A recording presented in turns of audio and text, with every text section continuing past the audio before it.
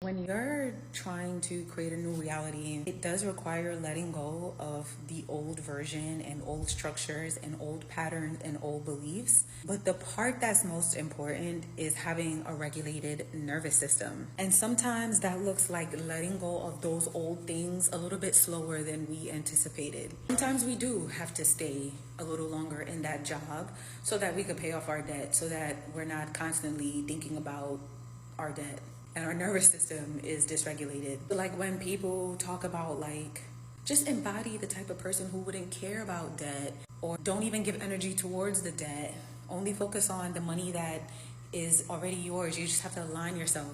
To me, that doesn't make any sense. And what I think people are trying to say, and I hope people are trying to say, is yes, you have to live in the current reality as it is currently existing while simultaneously being delusional. I don't like that word, but shifting your mindset essentially to embody what it would look like if that wasn't your reality. It doesn't mean to act like it doesn't exist. Actually, I've seen some people actually say that, and I don't believe in that.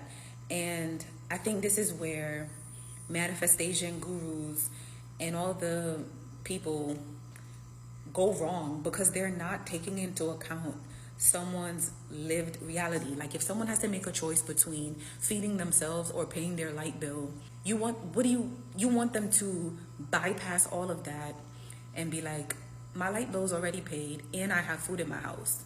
But right in that moment, that may not be the case.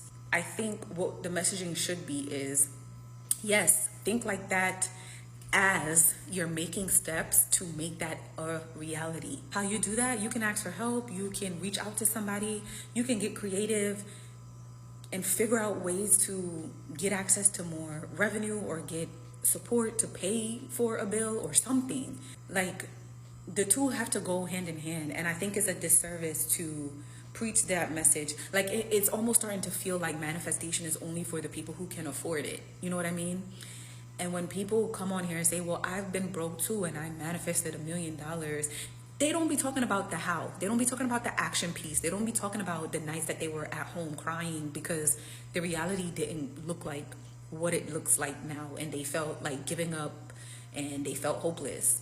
But they kept pushing forward and they did stuff to shift their reality along with doing the mindset work to shift their reality.